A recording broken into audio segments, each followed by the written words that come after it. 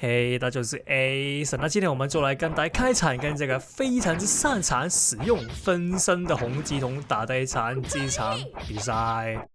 那怎麼樣才算一個比較擅長使用分身的洪吉童？那其實除了那個洪吉童的分身可以用來配合他本來的 basic combo 之外，那因為大家知道洪吉童的分身如果用得好的話，它是可以重試它的那個洪吉童的 basic combo 的，就因為大家知道洪吉童 basic combo 雖然如果只是單純的踢的話，也是可以踢到10幾 combo， 但是如果配合這個洪吉童的話，它是可以踢到20幾 combo 以上的。那這個玩家就很完美的做到這個重試它的那個 basic combo 的一個實用用途對於那個分身。那另外就是它可以做到用這個分身來導致敵人難以接近它。對，那這個就是很多洪吉童都做不到的一個事情就是用一個分身令一些敵人的進攻手段完完全全的失效。那這個玩家也是很完美的做到把我的 Alpha 就是我的超蟲完美的令我難以接近它，從而達不到任何的攻擊。對，那這個玩家也是很完美的做到這一點。那今天就來跟大家開場，跟這個非常之擅長使用分身功能的洪吉童打的這一場比賽。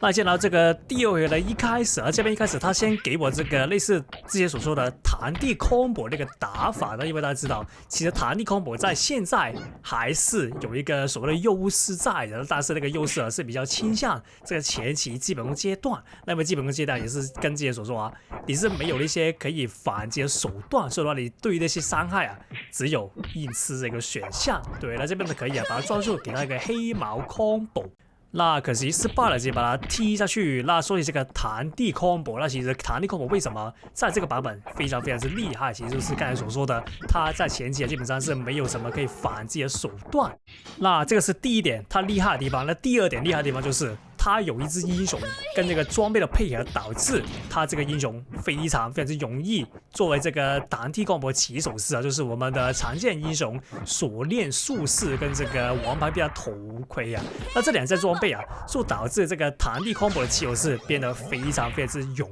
易。那很明顯韓服官方都發現了這一個問題所在，所以因為太多人依賴這個起手式了，那所以韓服官方在下次更新裡面已經把這個王牌必殺頭盔改成這個需要 CD， 就是需要純 CD 才能觸發的一些裝備就像這個符尾一樣。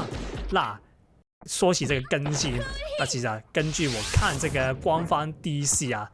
那這次就是有這個 GM 親口說的一句話，就是他說下次這個平衡更新是在這個8月第2次更新裡面所實行。對，那第2次更新，那我猜應該是8月底吧。那因為8月第2次更新就是2個禮拜更新一次嘛，那應該是8月底左右，我們都就會可以得到一個全新的Lord Saiga 印尼服更新版本了。對，那我希望這個版本是完完全全的把這個韓服現在的那個平衡版本拉過來使用，而不是把這個更新拆開幾次來進行這個更新。那因為大家已經等很久了，自從上次那個平衡更新已經過了差不多大半年了。對，那下次更新好像已經是年初了，在印尼服裡面。那我相信如果你是真的把韓服的那個版本直接拉过來使用的話，應該這個印尼服的那些玩家都會非常之滿意的。那我相信以 Meta 為主要英雄的玩家也是會非常之滿意的。對，那已經來到這個第3回合了，這邊一開始先讓他又來這個彈地 combo， 那我們又是沒技能直接換這個防御英雄來進行這個防禦。那其實如果大家記得的話，這個玩家其實就是在以前影片裡面在新版機場來之前的那個 Kieran 玩家。對，如果大家有印象的話，就是那個用阿哲不停的在這個場內不停的滴，然後用那個重地來跑來跑去的那個阿哲玩家。那當时我就覺得，這個玩家是不是沒有什麼很特別的一些戰鬥技巧，所以導致他成為這種打法？那結果我發現不是，他是有這個戰鬥技巧的，就是他有一個面對面跟敵人戰鬥的那個技術在的。那所以說我當時不知道為什麼他那麼的執着在使用那個不停地跑來跑去的 Hero 打法。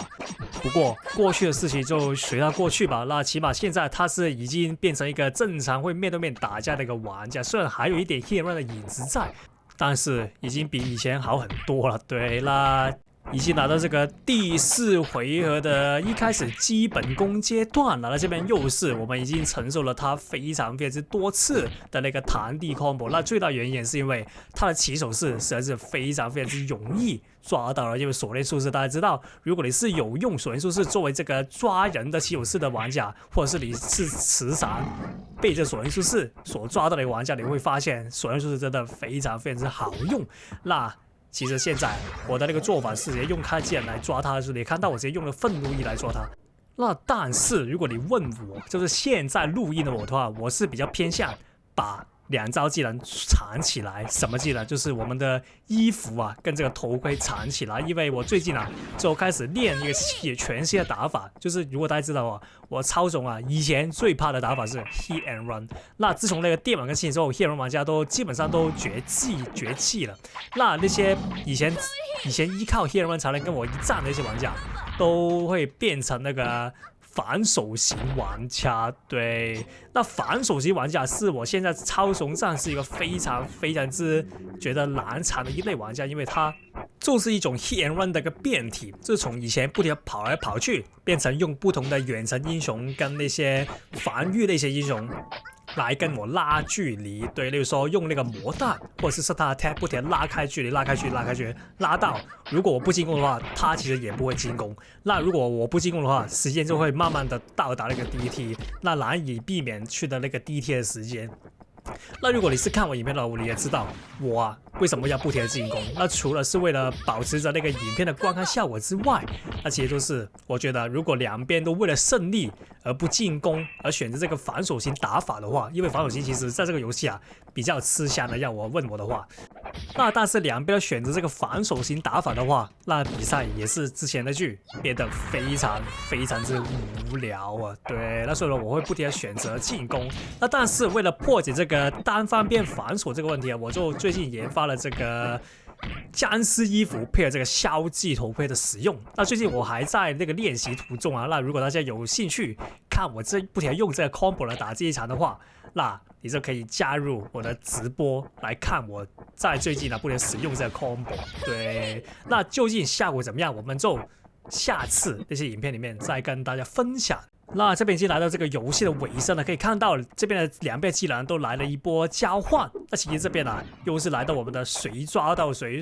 就會死掉的一個局面了。對，所以大家看到他不停地用這個紅吉瞳的那些分身來嘗試把我打倒地，那但是他好像忍不住手啊，直接用了這個剛才的僵屍衣服嘗試把我抓住，但是他失手了。那這邊我直接用了那個王牌密探1撞過去來換他那個超新星的使用啊。那這邊的話技能 B 技能是不錯的局面。那這邊可以看到我的那個頭盔還有，然後 SD 還沒使用，那這邊直接用 SD 把它封住，然後用披風逼他那個披風出來。OK， 那這邊的話逼到披風那就不用怕他那個春秋秘籍的使用了。這邊的話我們小一點啊，不讓他那個血量壓太低，人用的頭盔。那這邊的我4號技能應該全都開了，那這邊小一點，不讓他抓到。那這邊好運的是他沒有技能，所以導致他剛才那個捕捉沒有那個實質的作用。哎呦，這邊的話有點危險了。如果這邊 combo 成功的話，我們就會直接死掉。